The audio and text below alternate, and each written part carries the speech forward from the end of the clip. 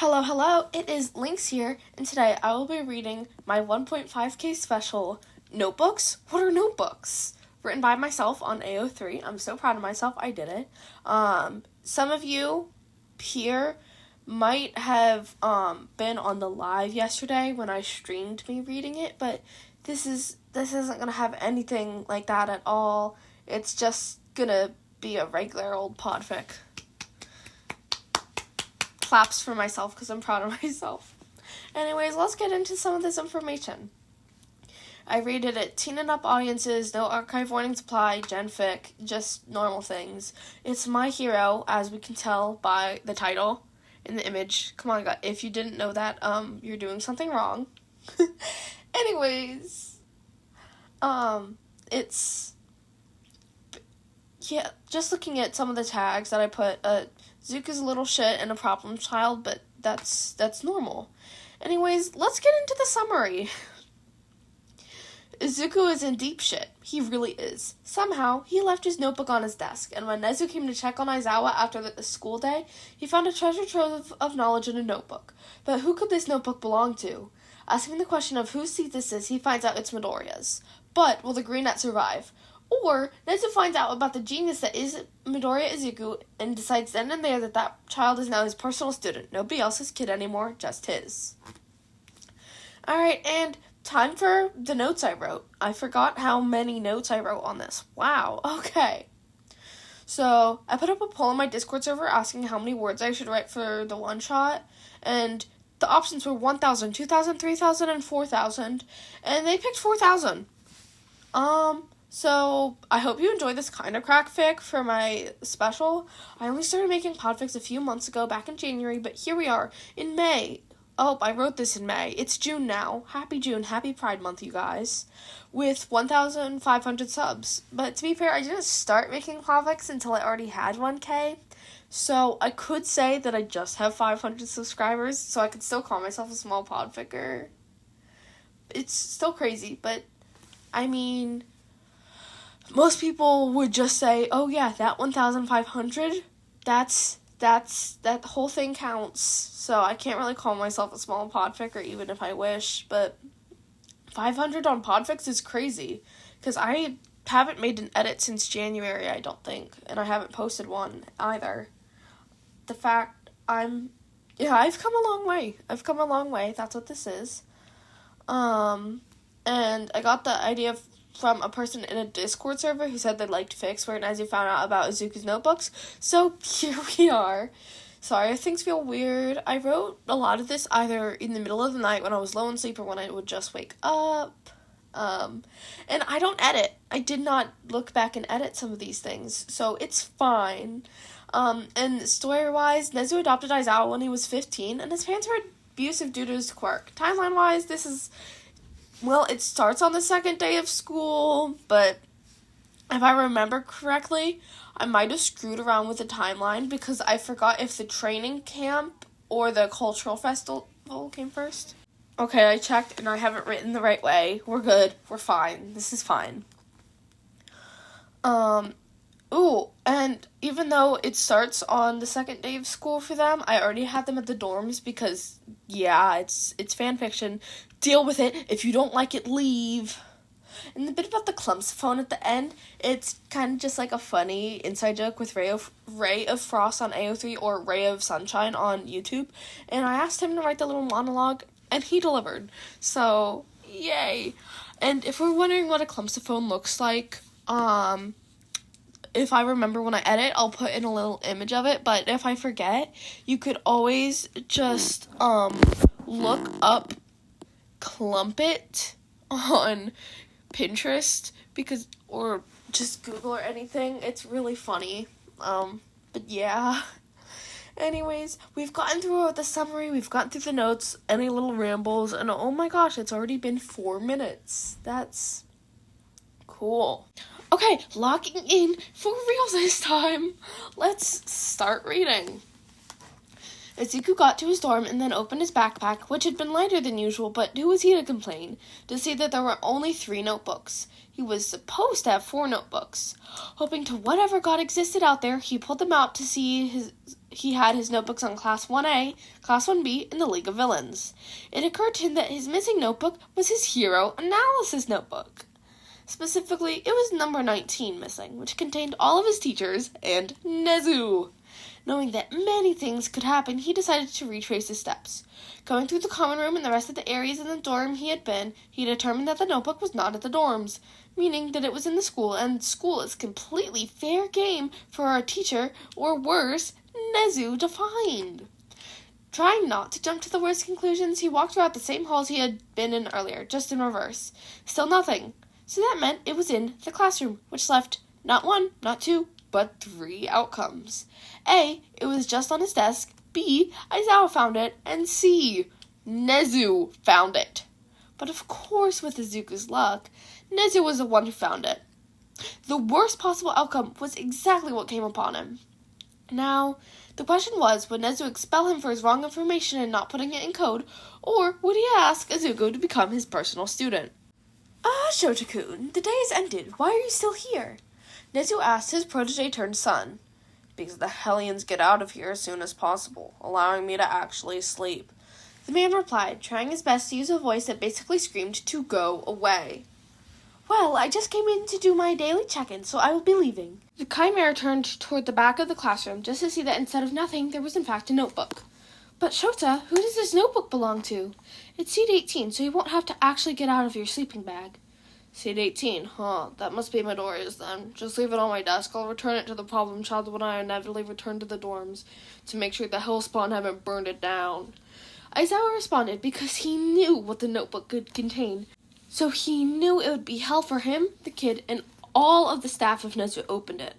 Well, I'll just look through it. No, you fucking won't. Aizawa cut off Nezu, trying to make the animal not interested in the notebook. That notebook is empty. There isn't even his name on it yet. I'm sure you can tell it's brand new, not opened, right? Well, Shota, just because it may look new doesn't mean there's nothing in there. I'll just have a peek. At this point, Nezu would have a new student. Well, the entire school is fucked now. Shota thought, because with that problem child as Nezu's new student, that child would become a vent gremlin, at least. Nezu opened up the notebook, but only instead of it being empty like Shota had said, it was completely full of analysis on different heroes.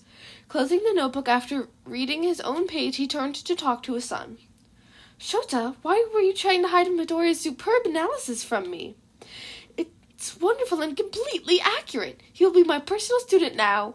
Nezu chirped, both annoyed that this was trying to be hid from him, but also excited for his new student, of course. Aizawa decided that it would be best if he convinced Nezu not to take in the kid. Nezu-pa, you don't even know if the kid will even say yes yet. What if he doesn't even want to be your student? Well then, we shall see, won't we? At the end of the second week, it was officially time for the USJ. Aizawa was doing roll call now, because even though he did so before they even got on the bus, there was always a chance. Going through the list, he got Midoriya's name and yet didn't see the kid. He called out for the teenager and heard him reply, so it was probably fine. Going into the USJ, now that all of his students were accounted for, 13 started their usual lecture about how this was to practice rescue training, like usual. Looking around, whether in pure boredom or just in case, he spotted some purple mist down in the center of the USJ, and out came people. Not just any people, but villains. Looking back, he made a mental list of his students, but this time, Midoriya was missing. And then out came Midoriya, from a tree! It had just opened up like a door, revealing the missing student. And he had his hero uniform, of course, but also a crowbar? That wasn't part of his costume or approved weapons, so where the hell did he even get a crowbar? Hey, villains, I see you wanted to ruin my field trip. The green-haired boy started, but I have a low-ground advantage and a crowbar. There's problem, child. Aizawa thought, but then it clicked. He was Nezu's personal student now. That was the Chimera's weapon against everything. Damn that sadistic rat. Then the kid disappeared again and popped up near the center. How the hell did he even do that? That meant... Oh no. That meant the kid had vent access. Fuck. Aizawa yelled, gaining the attention of his entire class. Aizawa-sensei, what's wrong? Is it the villains? Yaoyorozu asked, perplexed on what could have caused your teacher's reaction. No, much worse. Nezu has released his personal student. Aizawa answered. However, the girl still didn't understand. But, Sensei, the only person out there that isn't a villain is Midoriya. Is he... And it continued like that. Midoriya would hit a villain in the kneecaps, and then a robot would come over there and open a hole up, dropping the villain inside. For the more dangerous villains, there were auto turrets set to shoot if any of them moved. Since when are there auto turrets in my USJ? 13 asked. Since it was built. Nezu's voice rang out, showing that he knew exactly what was going on, and that they most definitely were not in danger anymore. When Aizawa got back to his home that night, he sighed and flopped onto the couch, causing his husband, Hisashi, to worry. "So, are you okay? I've never seen you just hit the couch like that. Normally you just go straight to our room." The normally loud blonde stated, but in his worry he was quieter than he typically was. Yes, I'm fine, but Nezu unleashed his personal student today at USJ against the villains, and it was an experience, to say the least." Aizawa answered, trying his best not to worry his husband. "Oh? Since when did Nezu choose a new student, and who is it?" Hisashi asked, because how did the rat already have a student? School had only been in session for 2 weeks. "He chose a student last week when he came and visited my classroom and saw a notebook. I'm sure that says enough." Aizawa drew on, trying to sound bored and try his best to convince himself that this was fine. Notebook? Wait a second. Don't tell me." Yamada pondered and then made the realization. "Oh no, it's Midoriya, isn't it?" "Wow, you know your stuff." Aizawa spoke with the most sarcastic drawl possible. "Shota, only one student in your class would even be smart enough to become a student, let alone because of a notebook." The older said, because apparently he wasn't as smart as his husband. "Now that you say that, you have me thinking." Aizawa started. "I'm gonna let the other staff figure out that the gremlin has been released all on their own. Damn, it'll be funny as hell when Nem finds out that the cinnamon roll is actually Nezu's student." "Joe, you sadistic bastard." "But yeah, you're right. Nem will likely freak out more than I freak out about bugs." Hisashi commented, and then proceeded to give himself the shivers just at the thought of bugs. "It'll be even funnier when he shows off his vent access, because I know that without a doubt the kid is already using the vents as his new form of transportation. But now that means he'll probably find our space in the vent system."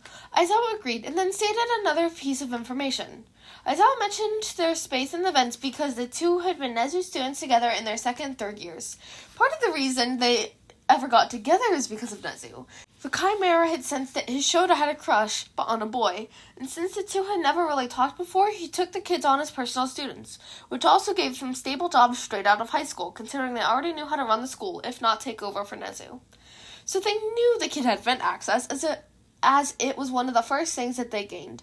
Before Nomuri had learned about Aizawa's status as an employee right out of school, she offered him a job there, since she started working there the same year. She was surprised when she saw both him and Hisashi there, with their desks next to Nezu. When she found out that they were the assistant principals and working on getting their teaching licenses to be teachers next year, she was flabbergasted. But all that aside, it was time for the chaos known as Nezu's student, Midoriya Izuku. Aizawa entered the door to his classroom after the weekend was over. It was now a Monday morning, and he saw every student in their seats except Midoriya. That meant the problem child was most likely in Nezu's office, getting extra lessons, as that kid was definitely not in his class anymore. Alas, his students didn't know that yet, which meant he now had to explain that Izuku was no longer in Class 1A, but going to be an assistant principal by the end of the month. 5 seconds, that's an improvement. But before I leave you guys to your own devices like normal, I would like to point out that Midoriya will no longer be a part of this class. Aizawa stated before he was rudely cut off. "But Aizawa-sensei, Midoriya has every right to be a Class 1A student. Why would he have gotten expelled?" Ida exclaimed, because of course he did. "If you would have let me continue, I would have said that he is now Nezu's personal student, as seen at the USJ. This means that he will most likely become one of the assistant principals now. So Midoriya Izuku is no longer a student of Class 1A. With that being said, please welcome Shinzo Hitoshi to Class 1A as our new student." Aizawa lazily drew on, because he shouldn't have been interrupted. "Welcome, Shinzo. Your seat is behind Bakugo, as Midoriya is no longer part of this class and you will be taking his old seat and number. You are now seat number 18. Ida exclaimed as part of his duties as class rep. "Why did I decide to agree to this deal?" Shinzo mumbled in pure despair. Now, with a new member of Class 1A, Izuku must be fine as Nezu's student, right? "Nezu-sensei, what do you mean I'm not in Class 1A anymore? Do I not get to be a hero?" Izuku yelped out in pure panic at the news. No, you're completely fine. You will still get to be a hero. You're just not in a class anymore. Not at all. It's because you are now my personal student and will be taking courses with me, but you will still join your old homeroom class during heroics. During your homeroom class, you will report here unless I've told you to go somewhere else. And on Wednesdays, you'll sit in with class 1A to see if their situational awareness improves. You will tell me when they finally notice you. Otherwise, your goal during that time is to hide from them.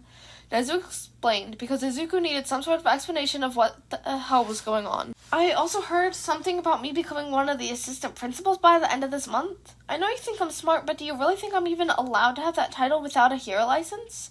Izuku asked skeptically. Oh yes, you do need to have at least a provisional hero license, but with my spies in the HPSC, that can be arranged for you to have by the end of tomorrow even. And you are perfectly qualified. You've had the high scores in all the tests and entrance exams in all the time of this school's existence. Nezu exclaimed out of pure joy that his new protege knew things without him even teaching them to him. Did I really? There's no way I'm that smart, right? It can't be.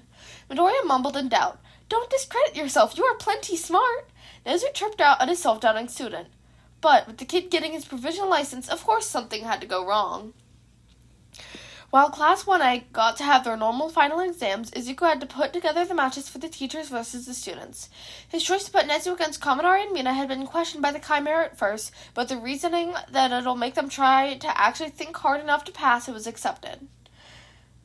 And then, only after he had created 10 total mashups of students versus teachers, he had to have his exam right after. But instead of the normal one, he was already getting tested for his heroics license. Now, how was he already allowed to take the exam? He had no clue, but Nezu worked in mysterious ways. The boy's education had already not only been up to par, but legions better than necessary. With Nezu's classes, the kid learned at the pace that worked for him, allowing Izuku to get through all the material from all the years he didn't already know with a relatively fast speed. With all of the knowledge done 2 months before the exam was to take place, he could take the rest of the time doing his physical training when he wasn't doing extra work for Nezu. He was also able to work on his quirk during this time. Working on it with an actual quirk counselor allowed him to have almost full mastery of One for All, having unlocked the past user's quirks by the 2-week mark of learning how to properly use it. And like he had told Bakugo, Izuku made this borrowed power his own. It was now the day of his final exam, and Izuku was completely scared, because he would be taking a test that people didn't typically take until they were 18 or 19 even, though he was still 15. The other students had several more years of experience with training, internships, and even work studies. Izuku felt in no way, shape, or form prepared for this test, but if he didn't pass, he could always just do remedial lessons and come back for the other exam in the fall. He was just a first year after all. There would be several outcomes, but Izuku would probably fail. He was the youngest and the least experienced in the entire group. However, upon arrival, Izuku saw that there were no other students there to take this exam. It was just him. Nezu had set this up, hadn't he? Of course he did. Well, if Nezu had set it up, he was pretty much guaranteed to get his license. And just like he thought, Izuku did, in fact, get his license with ease. He was now a fully certified hero. He decided that his hero name would be Evergreen. He would always be around to help people after all. So now that Izuku had gotten his license and Class 1A had gone through their final exams, it was now time to go to the mall in preparation for camp. Once the group had gotten to the mall, they split up into small groups based on what they needed to get. Everyone got into mostly groups of 2 or 3 people, but of course Izuku got left alone. So in his wisdom, he decided to call Nezu. Nezu-sensei, the rest of the Class 1A left me alone at the mall, and I've been told that I'm a hazard to society that should never be alone, so could you help? Izuku called after Nezu picked up his phone. Of course, my Chaos Bean! Nezu replied, already on his way to the mall in his self-driving car. Once Nezu arrived, he quickly met up with Izuku so that the kid wouldn't be alone. But when Nezu found the boy, he was sitting in a corner with someone. Looking closer, he noticed that the person had light blue, shaggy hair. Shigaraki. Izuku was sitting next to Shigaraki. Shigaraki had his arm around Izuku's neck. Stepping in, Nezu called out to the pair. Hello, Shigaraki Tomura. I have seen you and found my pup. I would prefer it if you let him go. He is a fully licensed hero, and as such, he has every right to attack you right now. Ah, yes, perfect little hero brat and his leader, here to ruin my master plan. You know, if I hadn't sighted this child, the entire mall would be dusted by now, every civilian dead. Shigaraki said, trying to prove that he was actually a threat and not playing around. Well, Shigaraki, with 2 heroes right here in a class full of 20 heroes in training, we can very easily arrest you. So what will it be? Nezu stated. What if I told you my story isn't as simple as it seems? It's not all black and white, you know. Shigaraki countered. What felt like an endless back-and-forth banter kept going on and on, adding more details until Nezu he was evergreen in this situation, knew just as much about Shigaraki as the man himself did. So, instead of arresting him on the spot, they took him to the police station and got his story verified by Tsukauchi's quirk, allowing Shigaraki to get placed in a villain reformation program.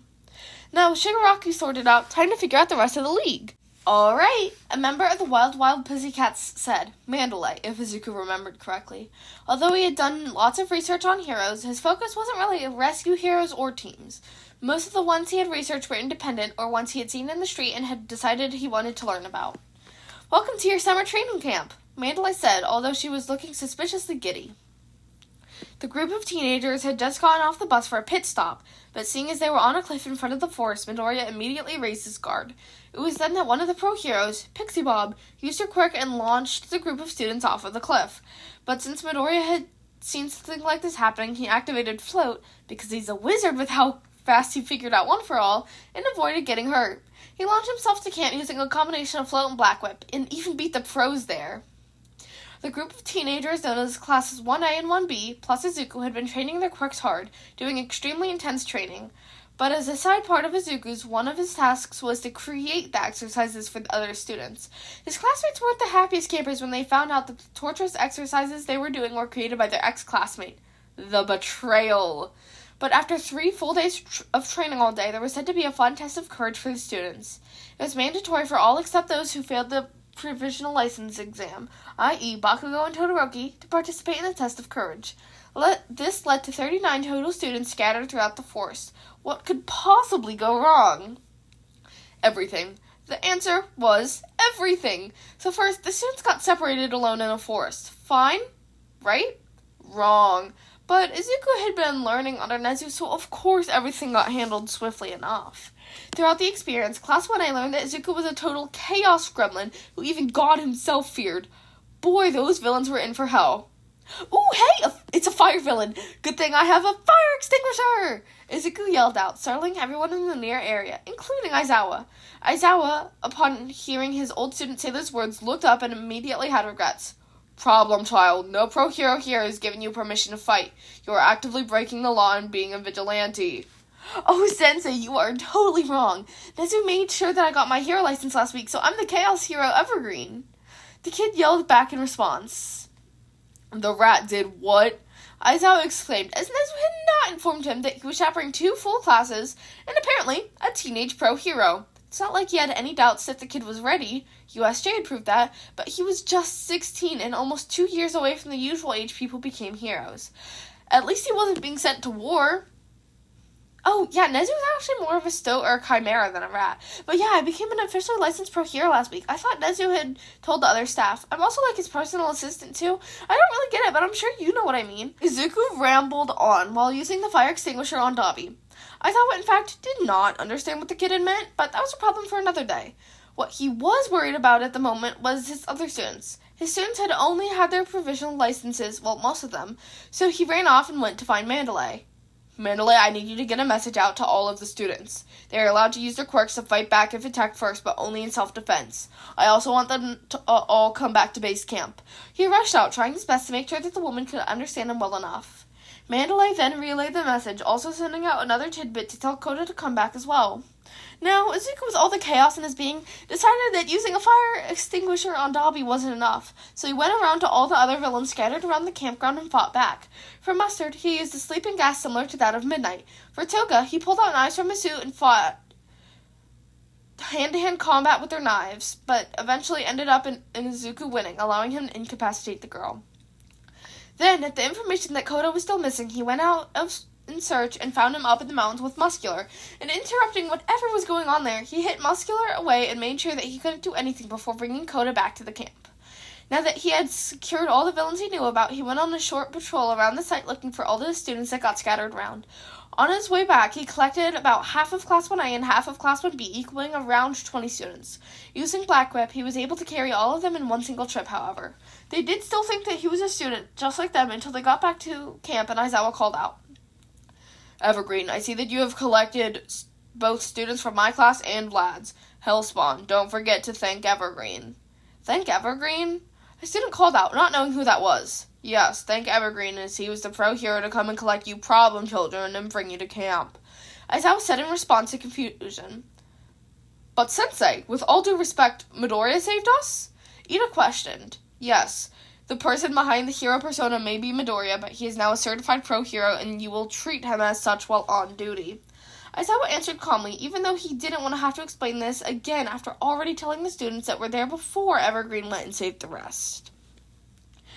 Izuku, being the absolute genius that he was, quickly picked up new things, including instruments. It was now time for the school cultural festival, and Class 1A and Izuku had decided to throw a concert to try and give Eri some happiness back into her life. This meant that the students would be playing instruments, singing, and even dancing. Midoriya, is that a clumpet? Momo asked, because the instrument Midoriya was holding looked like some sort of a mix between clarinet and a trumpet. Maybe. A clumpet? Really? Midoriya exclaimed in total shock. This isn't a clumpet, it's a goddamn clumpxophone. It's clearly a clumpxophone. Look here at its neck. It's curved like a saxophone. He gestured wildly at the instrument's neck. The mouthpiece and bell of a trumpet, the body of a clarinet, and the neck of a saxophone. The keys are a unique blend of clarinet and saxophone, too. It's a clumpxophone. The fact that nobody could just understand that Izuku played the clumpxophone made him mad, as it was just so simple. Well, with that aside, Class 1A and Izuku went to perform at the cultural festival.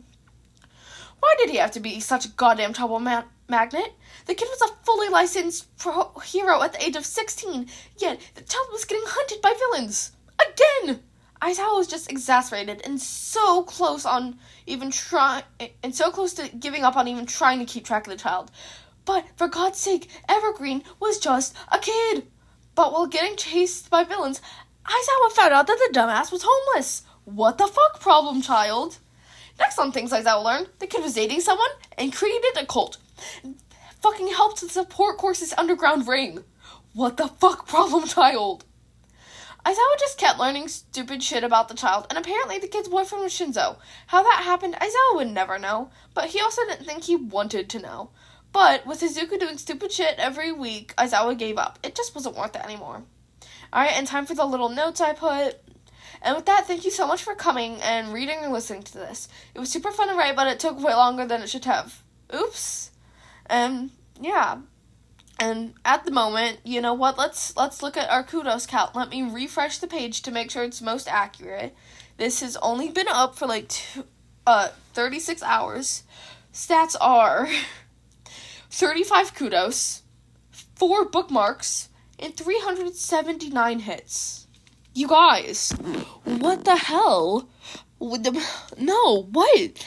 How? How, you guys? How? Anyways, remember, eat, sleep, drink your water, and take your meds. And when you sleep, go to bed in a reasonable time.